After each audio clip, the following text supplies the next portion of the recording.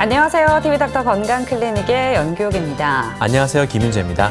네, 우리 몸에 발생하는 여러 가지 질환들 중에서는 이제 감기처럼 가볍게 앓고 지나가는 질환이 있는가 하면 반면에 한번 발생하면 우리 몸에 심각한 후유증을 남기는 위중한 질환들도 있습니다. 이런 질환들의 경우에는 더욱더 빠른 치료가 필요할 텐데요. 그중에 대표적인 질환이 바로 뇌졸중입니다. 맞습니다. 더군다나 발생과 동시에 생명을 위협할 수 있는 대표적인 혈관 질환인 뇌졸중의 경우에는 기온 변화가 급격한 환절기에 특별히 더 주의해야 된다고 합니다. 네, 맞습니다. 오늘 TV닥터 건강클리닉 시간에는 뇌졸중을 예방하고 또 치료하는 방법에 대해서 자세히 알아보도록 하겠습니다. 먼저 오늘 함께해 주실 분 화면으로 소개해 드릴게요. 우리나라의 3대 사망 원인 중 하나인 뇌졸중. 고혈압, 당뇨병, 고지혈증 등 만성질환의 영향을 받는 뇌졸중은 고령화와 함께 발생 빈도가 증가하고 있다. 이를 반영하듯 한 조사에서 노인들이 가장 피하고 싶은 심뇌혈관 질환으로 뇌졸중이 꼽히기도 했다. 뇌졸중은 일상생활이 어려워 환자 스스로도 큰 고통을 겪을 뿐 아니라 가족들이 겪을 경제적, 정신적 부담도 큰 것이 사실이다. 뇌졸중이란 뇌로 가는 혈관이 터지거나 막히게 되면 뇌로 가는 혈류 장애가 생기게 됩니다. 그 혈류 장애로 뇌가 받아야 될 혈액 공급이 안 되기 때문에 산소나 영양 공급이 안 됨으로써 뇌 기능이 손상되면서 발생합니다. 대부분 이 뇌졸중이라고 하면 비만이나 조절되지 않는 고혈압 혹은 당뇨나 흡연 이런 것들이 원인이 될 수 있고, 반대로 이런 것들을 조절하면 충분히 예방할 수 있는 질환입니다. 뇌졸중의 치료는 가능한 한 빨리 뇌 혈류를 정상화시키는 것이다. 뇌졸중 치료에 있어서 시간이 얼마나 중요한지는 시간이 곧 뇌라는 신경외과 의사들의 말을 통해서도 알 수 있다. 혈관을 막고 있는 혈전을 녹이기 위한 약물 투여는 빠를수록 좋지만 가능한 한 3시간 이내에 투여하는 것이 좋다. 그리고 스텐트나 풍선을 이용하여 막힌 혈관을 다시 열어주기도 한다. 뇌출혈의 경우에는 수술이 필요하다. 뇌졸중이라면 가장 중요한 건 사실 빠른 치료가 가장 중요합니다. 빠른 치료를 하기 위해서는 당연히 빠른 진단이 돼야 되겠죠. 이 같은 뇌졸중, 즉 뇌출혈 뇌경색 환자를 하더라도 빨리 치료를 하게 되면 아무런 장애를 남기지 않고 100% 회복될 수 있는 환자가 있는 반면에, 같은 질환이라도 치료와 진단이 늦어지게 될 경우에는 심각한 장애를 남기거나 최악의 경우 사망할 수 있는 질환입니다.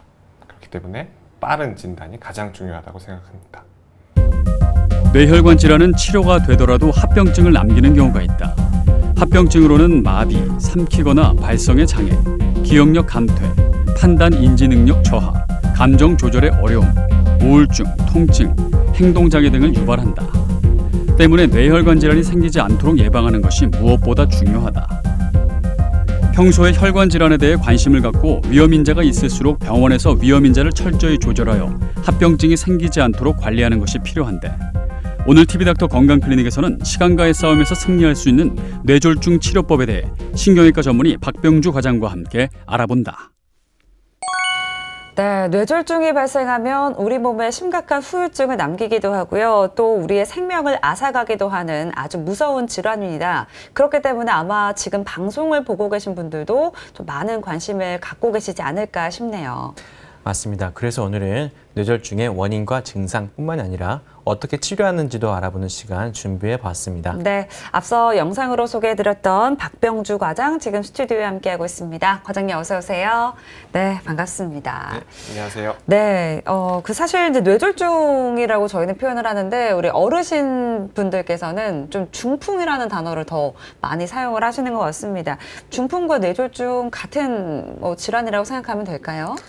먼저 뇌졸중 정의를 보시면 화면을 보면 설명드리겠습니다. 뇌혈관의 이상으로 국소적 또는 완전한 뇌기능 장애가 24시간 이상 지속되거나 심한 경우에는 사망에 이르는 질환으로 정의하고 있습니다.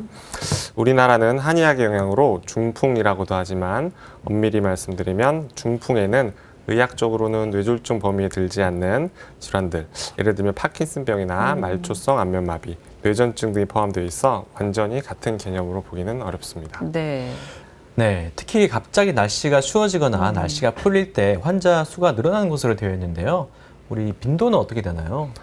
네, 세계보건기구 연구에 의하면 2015년도 전 세계 뇌졸중 환자 수는 약 3,300만 명입니다. 우리나라 만 30세 이상의 성인에서 뇌졸중 환자 수는 약 80만 명으로 추정하고 있습니다. 매년 10만 5천 건의 새로운 뇌졸중이 발생하고 있고, 뇌졸중 유병률은 나이가 증가할수록 급격히 증가하는데, 화면을 보시면 국민건강영양조사에 따르면 우리나라 인구의 50에서 59세는 2.43%, 60에서 69세는 5.8%, 70세 이상에서 7.9%가 뇌졸중에 이완되었다고 보고하고 있습니다. 이는 WHO 연구의 고소득 국가 75세 이상 뇌졸중 유병률인 6.5%보다 높은 수준입니다. 다음 화면을 보시면 성별에 따른 유병률은 모든 연령대에서 남성이 여성보다 높지만 여성이 남성보다 평균 연령이 높기 때문에 전체 환자 수는 여성이 더 많습니다. 우리나라는 노인 인구의 급격한 증가와 급성 뇌졸중 치료 발전으로 치명률이 줄어들고 있는 것을 고려하면 뇌졸중 환자 수와 유병률 모두 크게 증가하여 2030년에 이르면 35만 건의 새로운 뇌졸중이 발생될 것으로 예상하고 있습니다.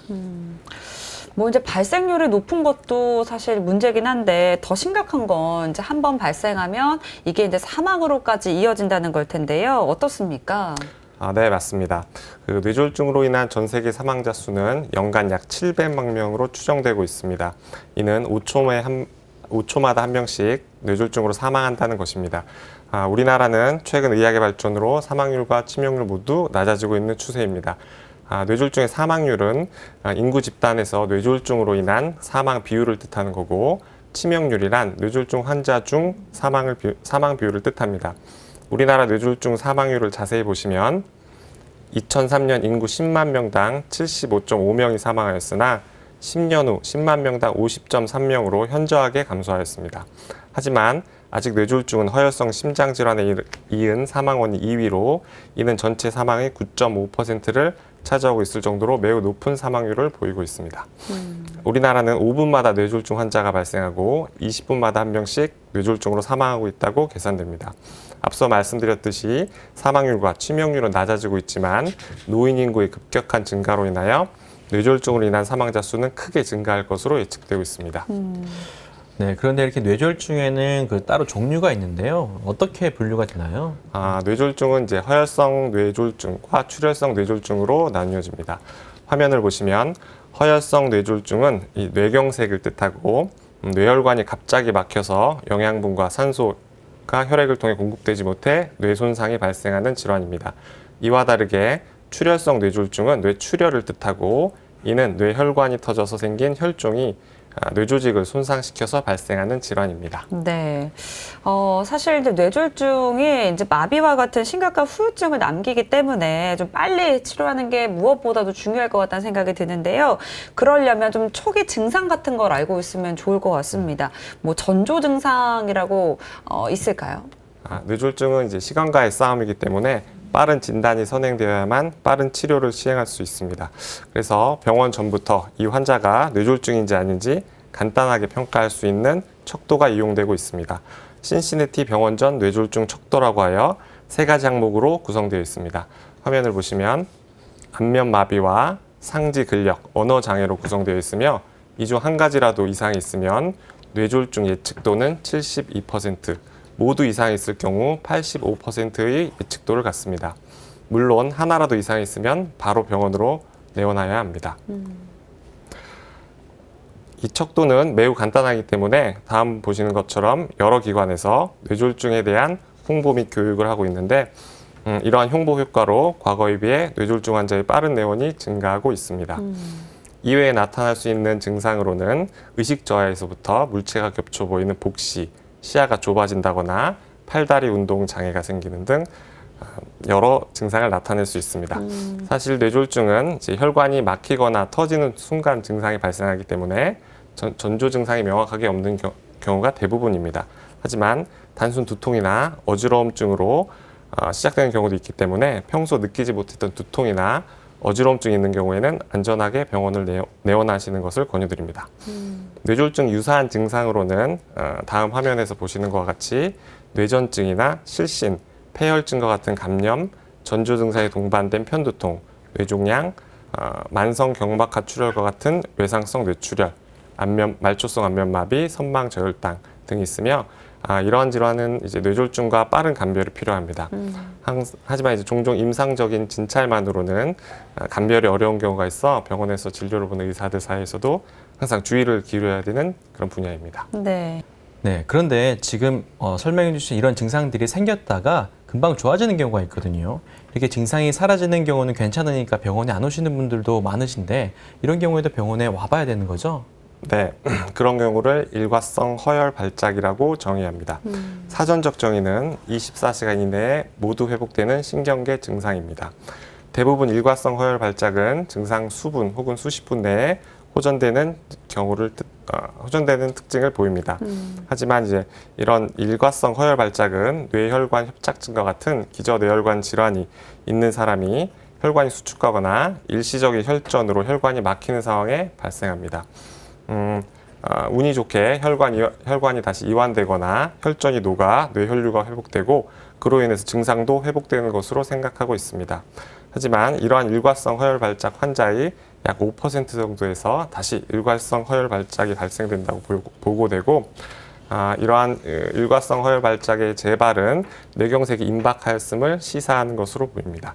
일과성 허혈 발작 환자의 영구적인 뇌 손상인 뇌경색 발생률은 연구에 따라 다르긴 하지만 높게 20.6%까지 보고되고 있기 때문에 특별한 조치를 취하지 않는 것은 매우 위험한 상황을 초래할 수 있습니다. 병원에 내원하셔 기저혈관 질환이 있는지 확인하는 것이 안전합니다. 네. 이제 사망률이 사실 워낙에 높은 질환이기 때문에 평소에 우리가 예방을 위해서도 많은 노력을 기울여야 될 것 같은데요. 뇌졸중은 왜 발생하는 건지 먼저 짚어주시기 바랍니다. 뇌졸중은 여러 인자가 복합적으로 작용해 발생합니다. 이 중 후천적으로 조절할 수 있는 인자와 우리 노력으로 조절할 수 없는 인자가 있습니다. 화면을 보시면 다행히도 조절 가능한 인자가 차지하는 비중이 약 90%까지 보고되고 있어 위험 인자의 조절로 많은 뇌졸중을 줄일 수 있습니다. 조절할 수 없는 인자로는 연령, 인종, 성별, 가족력과 같은 것이 있고 조절 가능한 인자로 고혈압, 비만, 흡연, 당뇨병, 고지혈증 등이 있습니다. 이 중 고혈압은 뇌졸중의 가장 위험한 인자로 뇌졸중의 중요한 전구질환인 허혈성 심장질환 및 심방세동의 위험성도 같이 증가시킵니다. 뇌졸중 예방을 위한 목표 혈압이 명확하지는 않으나 진단된 고혈압의 약물 치료는 뇌졸중 발생을 약 30에서 40% 낮춘다고 보고되고 있습니다.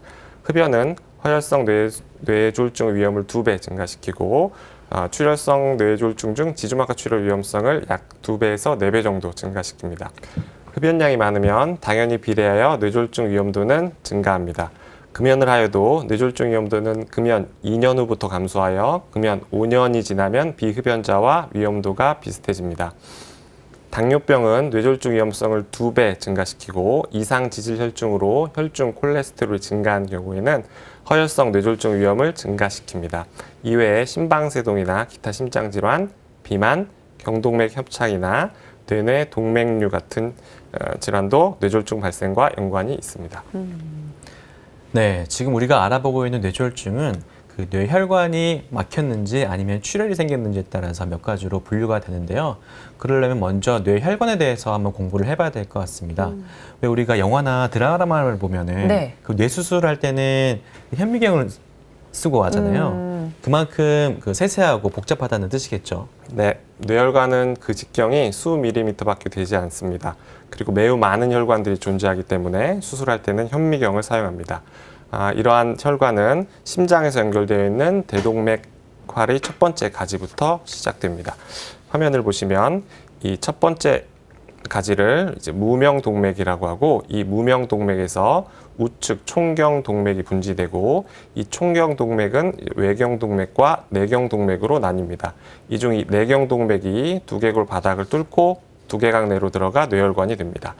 좌측 총경동맥은 이 대동맥활의 두 번째 분지고 우측과 마찬가지 구조를 가집니다.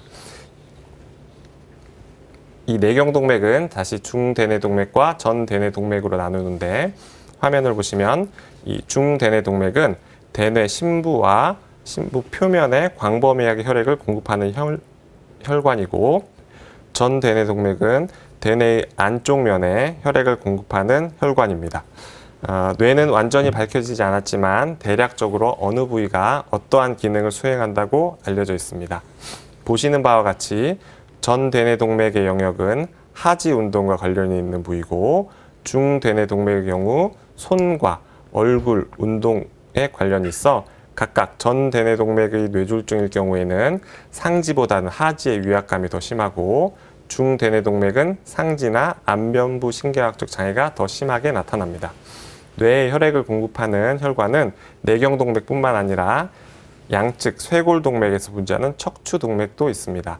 화면을 보시면 이 척추동맥은 경추뼈 뒤쪽을 따라 올라가다가 양쪽이 만나 기저동맥으로 합쳐지고 이 기저동맥은 뇌간 부위와 소뇌 부위에 혈액을 공급합니다.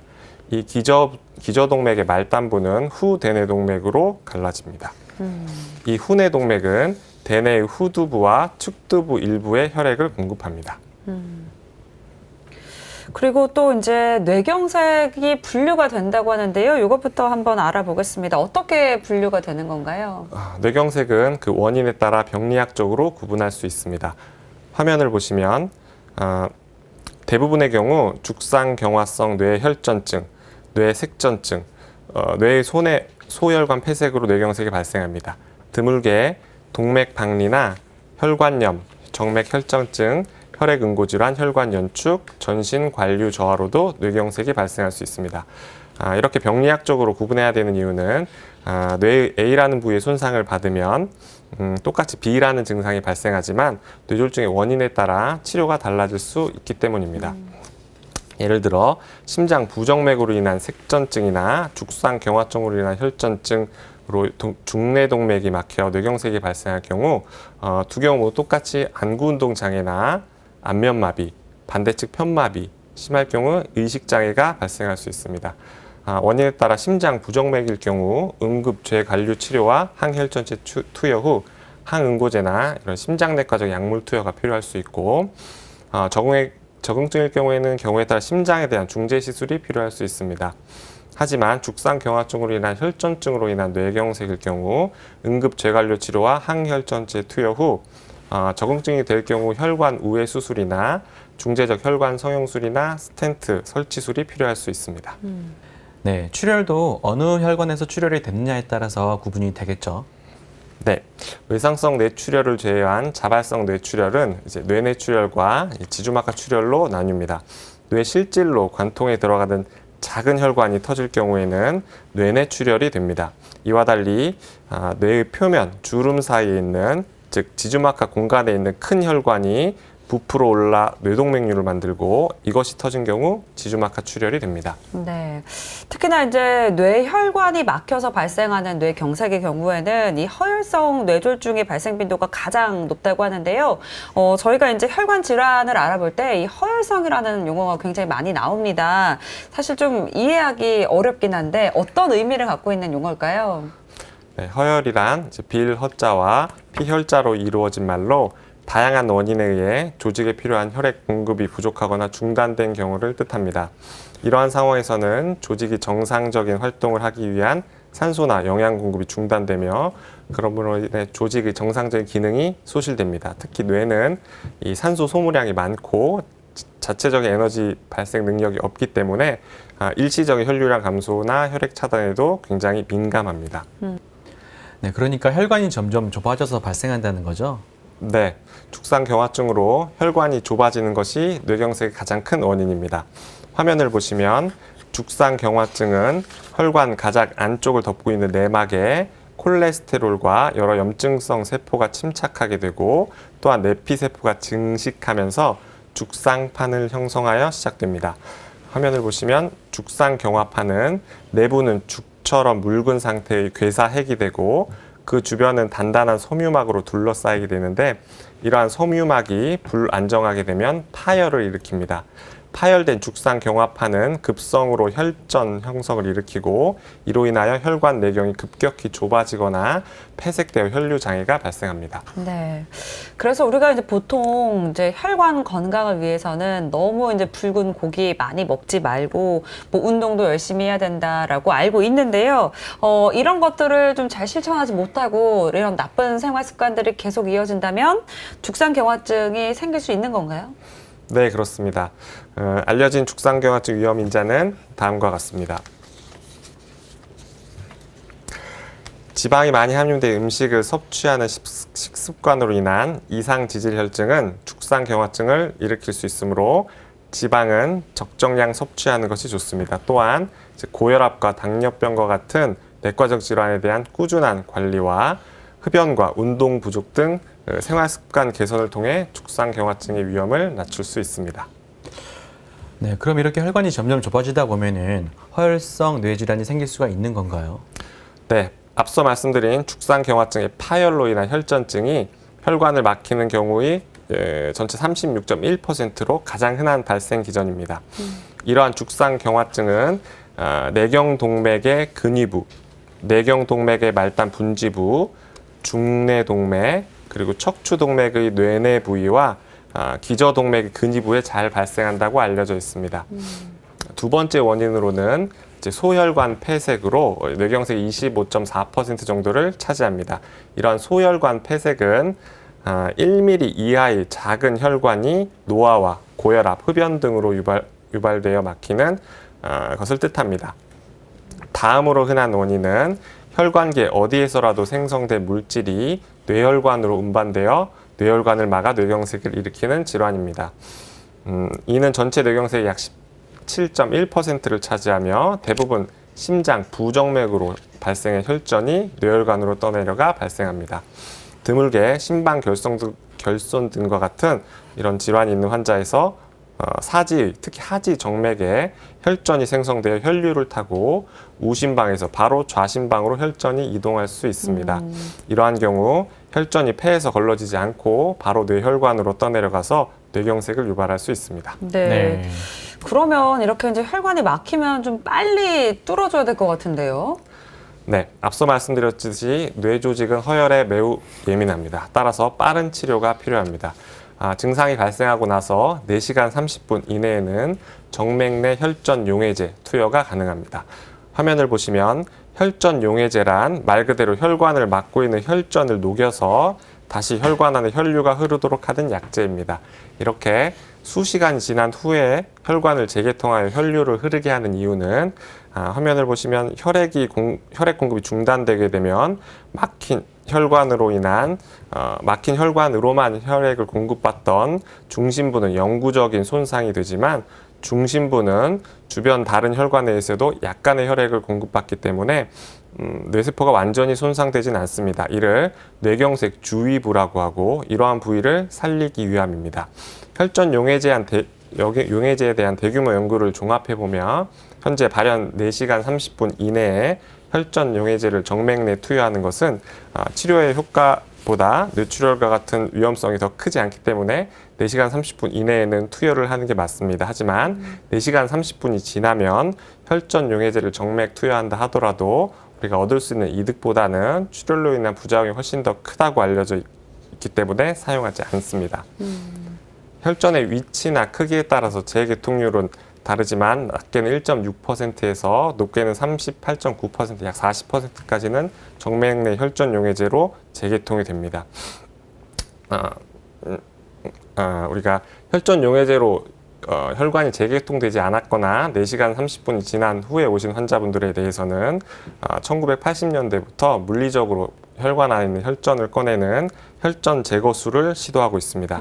이러한 혈전 제거술은 화면에서 보시는 것과 같이 오른쪽 대퇴 혈관을 통해 도관을 혈전이 있는 부위까지 위치시킨 후 스텐트와 이 도관의 흡입을 통해서 혈전을 물리적으로 제거하는 치료법입니다. 다시 보시면 혈전이 있는 부위에 스텐트를 설치하고 이 스텐트로 혈전을 잡은 후에 도관을 흡입하면서 잡아 당겨서 혈전과 혈전이 깨지면서 생기는 조각까지 모두 제거하는 치료 방법입니다. 예를 보시겠습니다. 네. 자, 우측 중내동맥의 급성 폐색 환자 사진입니다. 혈관 내 혈전 제거술 후에 우측 중내동맥이 재개통된 모습이고 제거된 혈전의 모습입니다. 점점 시술용 기구의 발달로 인해서 현재 혈관 내 혈전 제거술은 위치나 크기에 따르지만 약 40에서 80% 정도로 높은 재개통률을 보이고 있습니다. 또한 여러 연구의 결과에 따라 경우에 따라 다르지만 증상 발생 24시간 이내까지 혈관 내 혈전 제거술을 시행하는 게 환자 예후에 도움이 된다고 알려져 있어 매우 광범위한 적용증이 있습니다. 근데 이렇게 치료할 수 있으면 다행인데 뇌를 아예 수술을 해야 되는 경우도 있다고 그러죠? 네, 그렇습니다. 급성 뇌경색 환자에서 큰 혈관의 재개통이 실패하거나 재개통하더라도 이미 뇌부종이 심각하게 진행된 경우에는 수술적 치료가 필요할 수 있습니다. 네. 화면을 보시면 뇌는 두개강 안에 닫힌 공간이므로 뇌부종이 발생하게 되면 뇌 부피가 많이 증가할 수 없기 때문에 뇌 압력이 올라가게 됩니다. CT상 좌측 중내동맥 부위에 저음영이 보이고 이로 인한 피질의 주름이 소실되어 있고 중심선이 우측으로 밀려 있습니다. 이렇게 두개강 내 압력이 올라가게 되면 뇌경색이 발생하지 않은 부위까지 뇌 손상이 발생하게 됩니다. 이렇게 될 경우에는 미연에 뇌압을 낮추기 위한 최대한 보존적 치료, 약물 치료를 하여도 뇌부종이 진행하게 되어 생명이 위독할 수 있기 때문에 이러한 경우 수술적 치료를 하게 됩니다. 수술적 치료로는 두개강 내 압력을 낮추기 위해 두개골을 열어주는 두개골 절제술을 시행하고 역시나 두개강 내 압력을 낮춰주기 위해서 뇌실 안에 있는 물을 빼내주는 뇌실 내 배관 삽관술을 시행합니다. 네. 그렇다면 이제 혈관이 점점 막혀서 발생하는 이런 뇌경색과는 좀 달리 뇌출혈은 어떻게 해서 발생이 되는 걸까요? 네. 뇌출혈은 앞서 말씀드렸듯이 뇌내출혈과 지주막하 출혈로 나뉩니다. 뇌내출혈은 오랫동안 고혈압에 노출될 경우 이제 뇌혈관 조직의 섬유화가 발생하게 되고 화면에서 보시는 것과 같이 혈관벽 중간을 차지하고 있는 평활근 세포가 콜라겐으로 대체되면서 혈관의 탄력성이 저하되게 됩니다.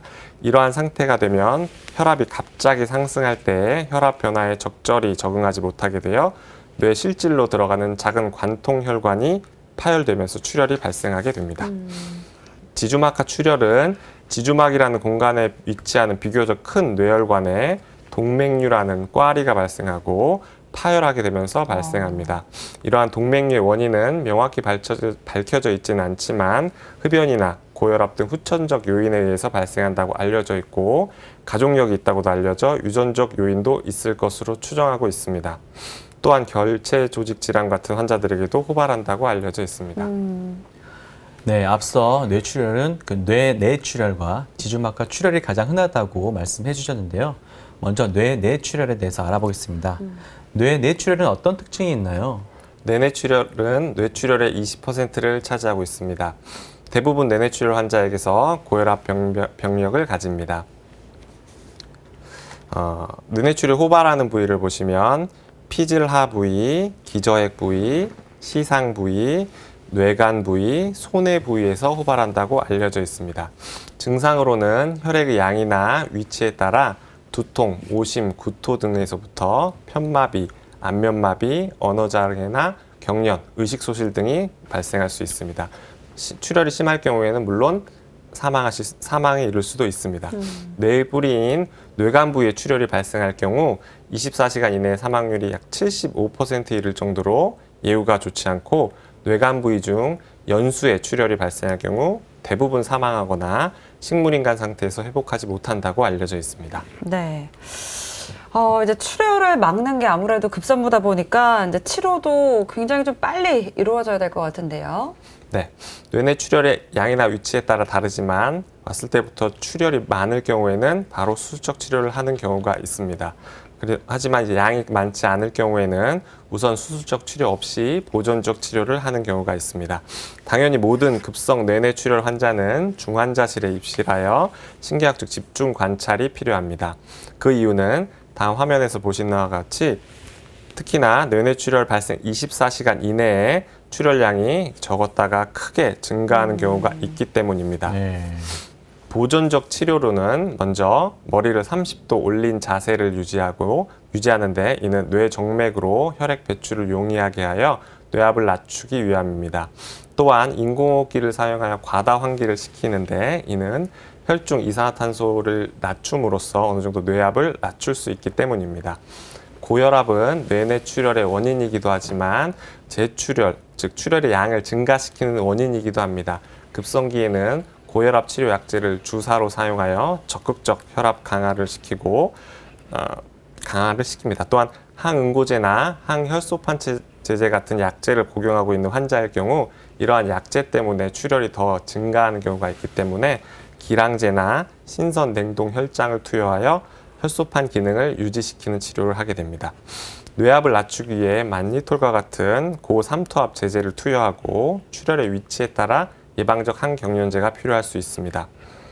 이러한 치료에도 환자의 신경학적 상태가 악화될 경우에는 저체온요법이나 혼수요법이 뇌조직 손상을 줄이기 위해 시도할 수 있습니다. 하지만 다음 화면에서 보시는 것과 같이 내원시부터 출혈량이 많거나 집중 경과 관찰 중 출혈량이 증가하여 뇌 탈출이 발생하거나 뇌부종이 심할 경우에는 감압적 두개골 절제술이나 외배액관 삽관술과 같은 그런 치료가 필요할 수 있습니다. 환자의 신경학적 상태가 매우 좋지 않거나 기저질환으로 개두술이 어려운 경우에는 다음 그림에서 보시는 것과 같이 천두술 및 혈종내 배액관 삽관술을 시행할 수 있습니다. 이 수술은 개두술을 하지 않고 두개골에 동전만한 구멍을 뚫고 이 구멍을 통해서 관을 삽관하여 혈종을 일정 부분 제거하는 수술입니다. 이 수술은 개두술을 받지 않아도 되는 장점이 있기 때문에 고통이 없고 수술 시간이 짧아서 마취합병증이 적다는 장점이 있습니다. 네, 다음은 지주막하 출혈인데요. 지주막하 출혈은 어떤 특징이 있나요? 지주막하 출혈은 지주막이라는 넓은 공간에 있는 큰 혈관에 동맥류라는 꽈리가 생기고 그게 파열돼서 발생합니다. 지주막하 출혈은 물론 뇌경색과 뇌내출혈과 같이 응급질환이지만 지주막하 출혈 사망률이 매우 높고 동시에 조기 치료를 제대로 하면 후유증이 거의 없이 정상적인 생활이 가능할 수도 있기 때문에 다른 뇌졸중과 대조가 된다고 볼 수 있습니다. 네. 지주막하 출혈 중 약 80%는 이제 동맥류라는 혈관이 부풀어 오른 꽈리가 발생하고 파열돼서 생기고 동정맥 기형과 같은 다른 뇌혈관 질환으로도 지주막하 출혈이 약 10% 정도 발생합니다. 나머지 10% 정도는 양성 중내주의 지주막하 출혈로 현재 검사상 뇌혈관에 명확한 이상이 없는 경우를 말하고 지금은 작은 정맥이 터져서 발생한 거로 생각되고 있습니다. 가장 흔한 뇌동맥류 파열로 인한 지주막하 출혈의 경우 조기에 적절한 치료를 받지 않을 경우 약 50%에서 사망 혹은 심각한 신경학적 장애를 남깁니다. 동맥류는 파열되기 전에는 증상이 없기 때문에 동맥류를 가지고 있더라도 모르고 지내는 경우가 많습니다. 따라서 동맥류 파열로 지주막하 출혈은 건강하게 지내는 사람도 갑자기 생길 수 있으며 주로 순간적으로 혈압이 상승하게 되는 상황, 심한 분노나 배변으로 과도한 힘을 주는 행위, 심한 흥분이 출혈을 유발할 수 있습니다. 지주막하 출혈이 발생하면 갑자기 발생한 극심한 두통이 가장 전형적인 증상입니다. 종종 머리를 망치로 쾅 하고 맞은 것 같은 혹은 살아오면서 지금껏 느끼지 못했던 그런 두통이라고 표현을 하십니다. 이외에도 경부 강직이나 오심 구토 같은 증상에서부터 출혈량에 따라 편마비와 같이 다양한 신경학적 증상이 나타날 수 있습니다. 네. 이제 이 지주막하 출혈이 이제 뇌동맥류가 원인이 되는 경우가 많다라고 말씀을 해주셨는데요. 네. 그러면 이 뇌동맥류를 좀 미리 찾는 게 중요할 것 같은데요. 네. 우선 임상적으로 지주막하 출혈이 의심될 경우 모든 환자에서 화면에서 보시는 것 같이 응급 뇌 CT 검사와 뇌 CT 혈관 조형 검사를 시행합니다. CT 결과 지주막하 출혈이 확인된 경우 원인을 찾기 위해서는 고식적 뇌혈관 조형술을 시행합니다. 이 고식적 뇌혈관 조형술이라 함은 환자의 동맥 안에 도관을 삽관하여 그 도관을 통해서 조영제를 주입하고 혈관에 조영제를 가득 채운 상태에서 이제 엑스레이를 이용하여 촬영하는 검사법으로 현재 뇌혈관 질환을 진단하는 데 가장 정확한 검사이고 치료 방침을 결정하기 위해서 꼭 필요한 검사입니다. 임상 양상이 지주막하 출혈 의심되나 이제 CT상에서 지주막하 출혈 소견이 저명하지 않을 경우에는 MRI 검사나 선택적 뇌척 수액 검사를 시행할 수 있습니다. 출혈량이 적을 경우에는 CT상에 보이지 않을 수 있기 때문에 해상도가 높은 MRI를 촬영한다거나 화면에서 보시는 것과 같이 이 지주막하 공간에 정상적으로 존재하고 있는 이 뇌척 수액을 뽑아서 출혈로 인한 혈액 소견이 있는지 확인하는 검사입니다. 네, 이 지주막하 출혈이 무서운 게 제가 응급실에서 이제 두통 환자가 간간히 오시거든요. 네. 근데 이제 경미한 증상이 있어서 약 처방하고 증상 좋아져서 퇴원하셨던 환자들 중에 나중에 지주막하 출혈이 발견되는 경우가 종종 있습니다. 그게 그냥 가벼운 두통이 아니었네요. 처음에는 이제 좀 심각한 두통이다가 진통제를 맞고 나서 증상이 좀 좋아져서 귀가하셨던 경우에 나중에 다시 두통이 재발해서 와서 이제 검사를 해봤더니 지주막하 출혈이더라 이런 아이고. 경우가 간간히 있어요. 그래서 두통 있는 경우에는 CCT를 찍어봐야 되는 경우가 있습니다. 네. 근데 이런 지주막하 출혈은 치료는 어떻게 해주는 건가요? 네, 뇌동맥류 파열로 인한 지주막하 출혈이 확인되면 가급적 빠른 치료가 필요합니다. 왜냐하면 이제 치료를 해서 동맥류를 없애기 전에는 언제든 재출혈이 발생할 수 있고 이 경우 예후가 굉장히 불량하게 됩니다. 치료 전까지 최대한 환자를 안정된 상태를 유지하기 위해 적극적인 혈압 조절과 필요 진정제를 투여하기도 합니다. 동맥류에 대한 치료는 크게 두 가지 방법이 있는데 첫 번째로는 두개골을 열고 동맥류를 찾아서 동맥류의 시작 부위, 즉 목을 클립이라는 의료용 기구로 결찰하는 수술 방법입니다. 개두술을 받아야 된다는 단점이 있지만 혈관 내 치료 방법보다 재발률이 낮다는 장점이 있습니다. 두 번째로는 혈관 내 치료 방법이 있습니다. 혈관 내 치료법은 개두술을 받지 않고 뇌동맥류를 치료하는 방법으로 대퇴동맥을 통해서 도관을 삽관하고 이 도관을 동맥류 안까지 위치시킨 후 이 코일이라고 하는 금속 실 같은 이런 물질을 가득 채워서 동맥류를 막아버리는 방법입니다. 개두술을 받지 않아도 된다는 장점이 있습니다. 하지만 동맥류의 목이 넓을 경우에는 이런 스텐트나 풍선의 도움이 필요한 경우도 있습니다. 하지만 이 동맥류까지 도달하기 위해서 지나쳐야 할 혈관 구조가 매우 구불구불할 경우 시술이 불가능할 수도 있고 클립 결찰술에 비해서 높지는 않지만 재발 위험성이 있습니다. 네, 그리고 이런 지주막하 출혈의 경우에는 합병증이 생길 수 있다고 하더라고요. 네, 지주막하 출혈로 클립 결찰술이나 코일 색전술을 받은 경우에도 그 후에 심계학적 악화가 발생할 수 있습니다. 지주막하 출혈이 발생하면 출혈로 인하여 지주막에 존재하던 뇌혈관 수축이 발생하게 됩니다. 이를 혈관 연축이라고 하는데 혈관 연축은 출혈 발생 후 3일에서부터 3주까지 지속됩니다. 모든 지주막하 출혈은 정도의 차이는 있지만 혈관 연축이 발생됩니다. 중요한 점은 혈관 연축에 의해 발생한 뇌 허혈이 뇌 경색으로 진행하지 않도록 하는 겁니다. 따라서 출혈 3일부터 3주 사이에는 혈관 연축을 예방할 수 있는 약제를 투여하고 혈압을 상승시키고 수액을 투여하는 등 보존적 치료를 시행해야 됩니다. 또한 이 시기에는 매일 경두계 초음파를 이용하여 뇌혈류 속도를 측정하여서 혈관 연축이 발생하는지 매일 검사해야 되고 이 검사에서 혈관 연축이 의심될 경우에는 CT 혈관 조영술이나 바로 고식적 혈관 조영술을 시행할 수 있습니다. 이 고식적 혈관 조영술을 통해서 이제 혈관 연축 정도를 파악하고 필요에 따라서 혈관 확장제를 직접 동맥에 투여하기도 합니다. 두 번째 합병증으로는 이제 수두증이 발생할 수 있습니다. 뇌 안에는 정상적으로 뇌척수액이라는 맑은 물이 존재하고 이 뇌척수액은 단순히 고여 있는 게 아니라 지속적으로 만들어지고 흐르고 흡수되는 이런 순환하는 액체입니다.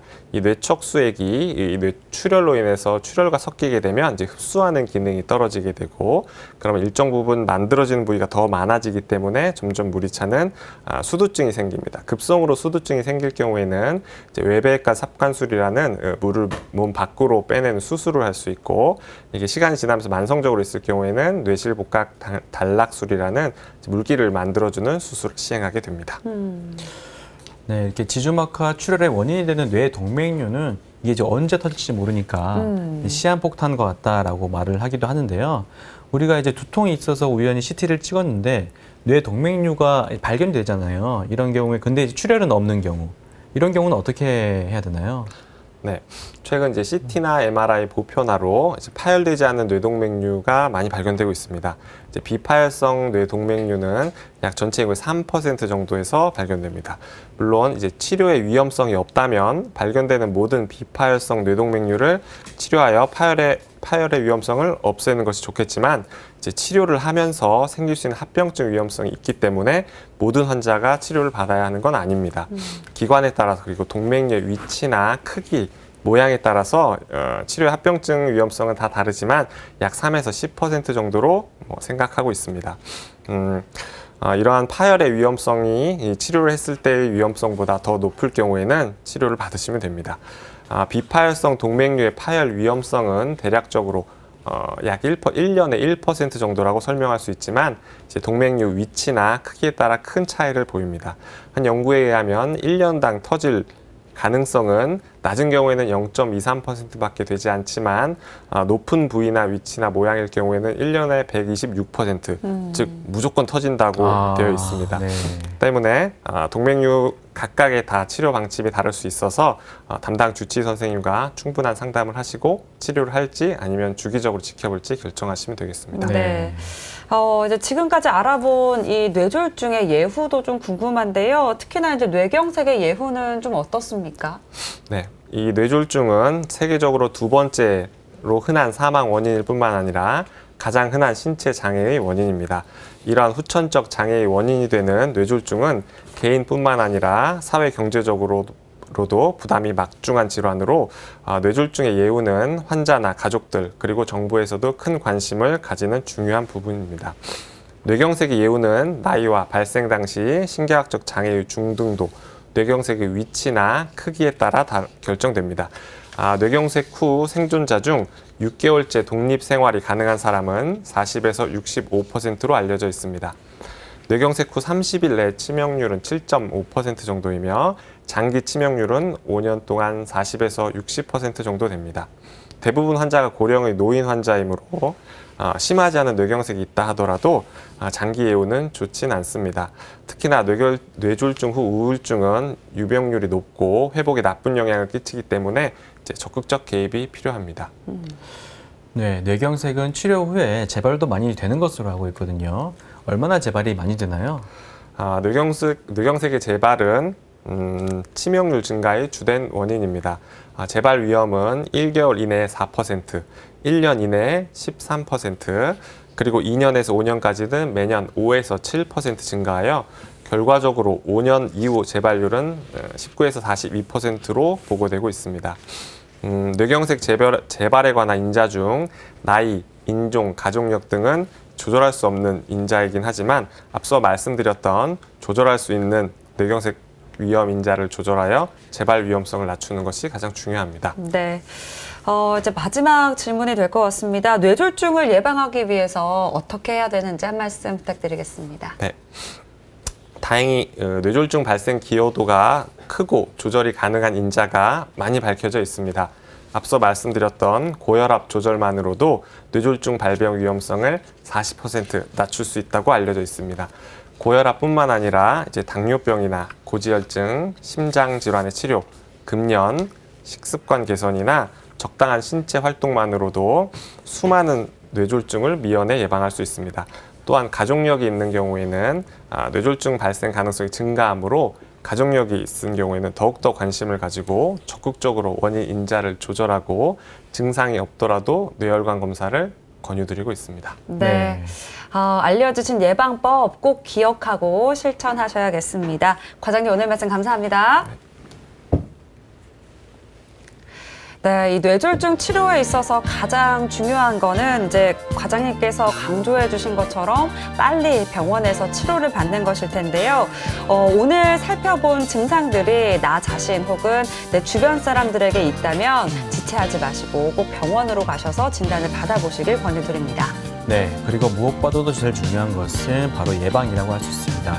올바른 식습관, 규칙적인 운동, 그리고 금주, 금연으로 뇌혈관의 건강을 지키시길 바랍니다. 네, TV닥터 건강클리닉 오늘은 여기까지입니다. 저희는 다음 이 시간에 다시 찾아뵙겠습니다. 고맙습니다.